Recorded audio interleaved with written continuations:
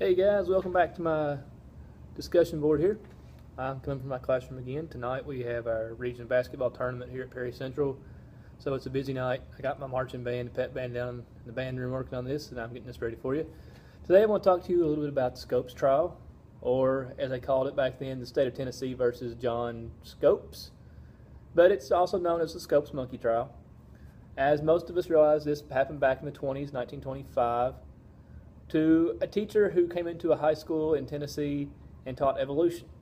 Not much of a big deal to us today if that was to happen. It would be pretty much commonplace in every science classroom. Back then, huge deal. In Tennessee, it was illegal for them to teach evolution. So they set this guy up. He volunteered to come in and do this lesson, knowing that it's probably going to go to trial just to see how the trial would go for him, see what could happen. So, of course, Scopes was arrested for teaching evolution. He was fined in the end about $100, so not a real big fine. He's found guilty. But the verdict was overturned. The big thing here we need to look at is with William Jennings Bryan and Clarence Darrow and how we have fundamentalist Christian teachings going up against modern teachings, science, that sort of deal. William Jennings Bryan was a very much a fundamentalist. He believed the fundamental movement. He had ran for president several times, very popular politician. He was an older man during this trial, and he argued for the prosecution, saying that it was illegal.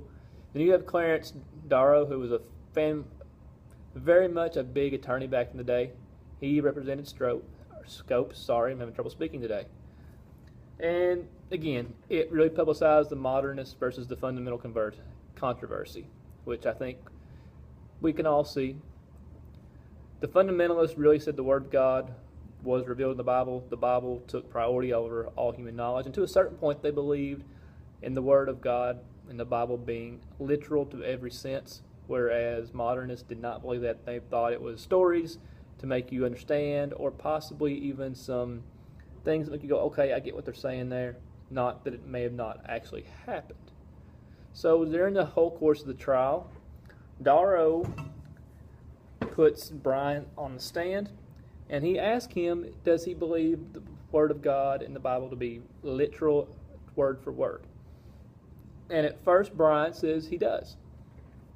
And he goes on, and I forget exactly which part of it he asked him, but there's a part where he asks if he believes that to be word for word what it is.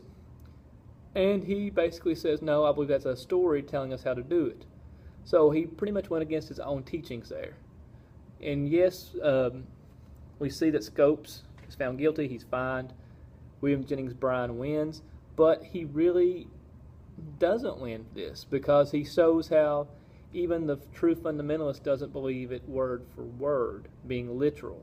So that was kind of a major point for William Jennings Bryan. He dies not very long after the trial, but it also shows that modernists won the day. Their thinking, evolution, as we see today, is not a big deal. It's taught every day in classrooms across America.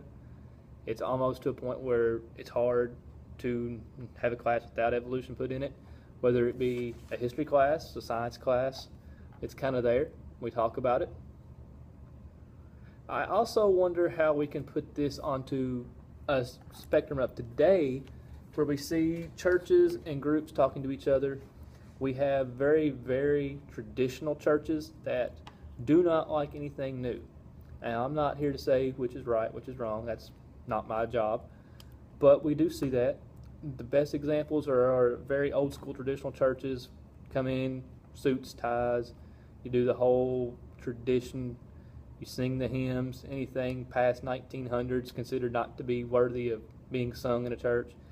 No instrumentation other than an organ and piano. Versus churches that have full-out bands on stage. They have lighting. They have a preacher that wears blue jeans and a t-shirt to preach. And those two groups clash. They don't get along. They think they're both in the wrong. However, does it really matter? Is what we got to look at.